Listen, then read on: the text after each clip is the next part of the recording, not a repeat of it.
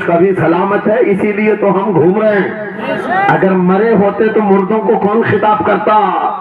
زندگی ابھی باقی ہے اور ہمیں امید بھی باقی ہے، امید باقی ہے۔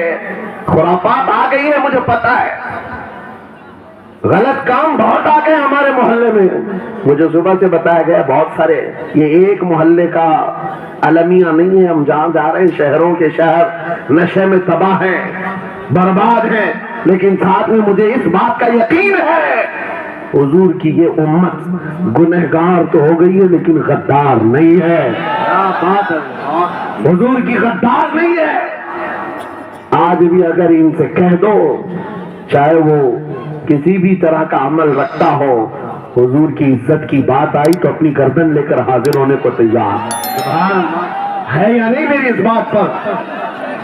سنو، خالد بن ولید جب قلعے کا محاصرہ کر چکے ہیں، عیسائی پادری نے اپنے سارے ساتھیوں سے کہا ہم ان کو 3 دن کا ٹائم دیتے ہیں کہ ہم ان کو صلح کرنے کی بات کریں گے، لیکن میری ایک شرط ہوگی، یہ اپنے نوجوان ساتھیوں کو لے کر بازار سے گزرتے ہوئے آ جائے، اگر صحیح سلامت ان کے سارے فوجی آ گئے ہم قلعے کی چابیاں دے دیں گے۔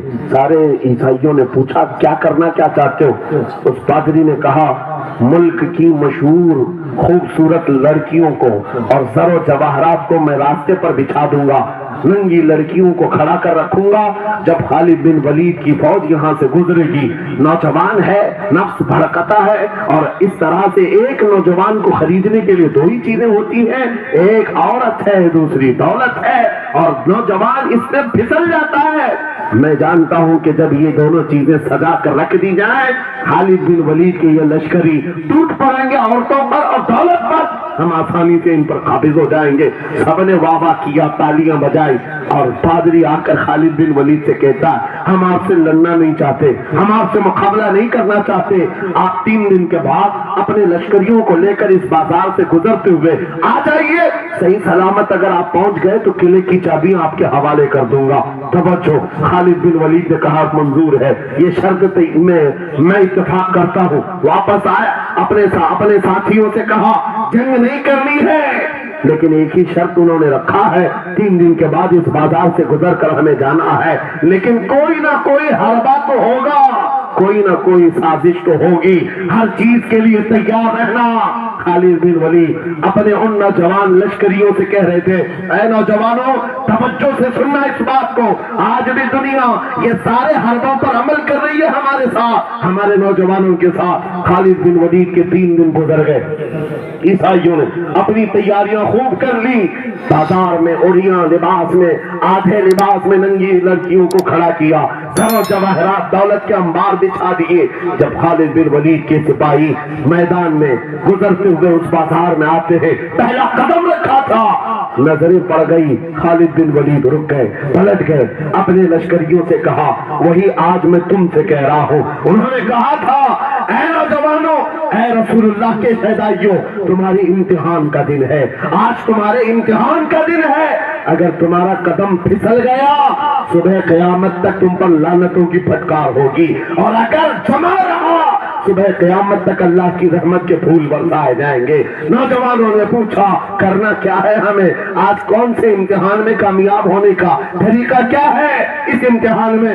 خالد بن ولید نے کہا کچھ نہ کرنا، بس اپنے رسول کی سنت پر عمل کرنا۔ کہا ہم تو کرتے ہیں، یہاں کیا کرنا ہے؟ خالد بن ولید کہتے ہیں میں نے میرے مصطفیٰ کریم کو دیکھا ہے، جب رسول اللہ مدینے کے بازار سے گزرتے تھے اپنی نظریں نیچی کر کے جاتے تھے، آپ تم بازار سے جا رہے ہو، بس اس سنت پر عمل کر لو، اپنی حیا کی نظریں جھکا کر چلنا، پھر اس کے بعد اللہ مالک ہے۔ خالد بن ولید کے جوش اور ولولے سے بھری ہوئی یہ تقریر ایسی اثر کر گئی، وہ نوجوان 1-2 نہیں تھے، سینکڑوں کی تعداد میں تھے، سر جھکائے بازار سے ایسے چل رہے ہیں، تاریخ نگار کہتے ہیں وہ اس طرح سے چل رہے تھے کہ ان کے سروں پر انڈا بھی رکھ دیا جاتا تو نہیں گرتا، نہ ادھر ہلائے نہ ادھر ہلائے، نہ ادھر دیکھے نہ ادھر دیکھے، اور برابر اپنی نظریں زمین پر جھکائے ہوئے تیزی سے چلتے ہوئے اس قلعے کے फाटक तक पहुंच गए। वहां वो पादरी साहब इंतजार में थे, भटक गए होंगे, औरतों से निकल गए होंगे, दौलत जमा कर रहे होंगे, मगर ये दीवाने ठुकराते हुए हर दौलत और उरियानियत को उस किले के फाटक तक पहुंच गए। पादरी सामने आया, किले की चाबियां वादे के मुताबिक खालिद बिन वलीद की गोद में डाल दिया और कहा, एक बात बताओ ऐ खालिद, एक बात तो बताओ, ये जो तुमने लश्कर जमा किया है सिपाहियों का, ये इंसान है या फरिश्ते हैं? इनके दिल है या नहीं? इनकी ख्वाहिशात है या नहीं? इनके जिस्मों में नफ्स है या नहीं?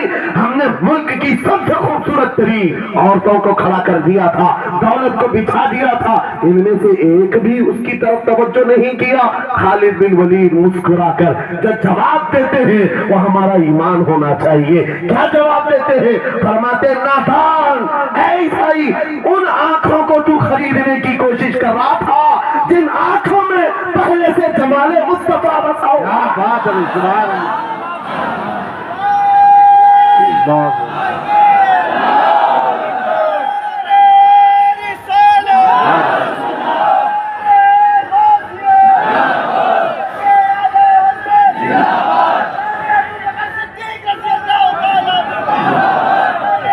ये जो लोग लाइट के करीब हैं, इनसे गुजारिश है कि आप हट जाएं। करंट मेरे अजीजों, ये जवाब था उन आंखों को दुनिया का हुस्न क्या धोखा दे सकता है जिन आंखों में पहले से जमाले मुस्तफा बसा हुआ। और तारीख ने बार बार ये गुमराह करने की कोशिशें की, एक बार नहीं, दो बार नहीं।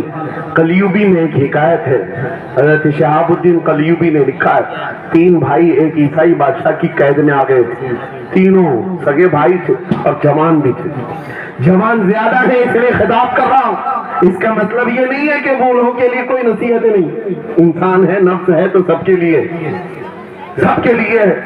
3 जवान कैद में आ गए।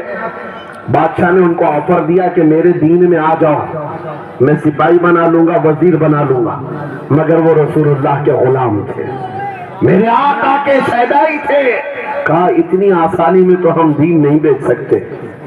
तवज्जो है नौजवानों, ये सब तुम्हारे साथ हो रहा है। दौलत तुम्हें दिखाकर, हुस्न तुम्हें दिखाकर अगर दुनिया खरीद सकती है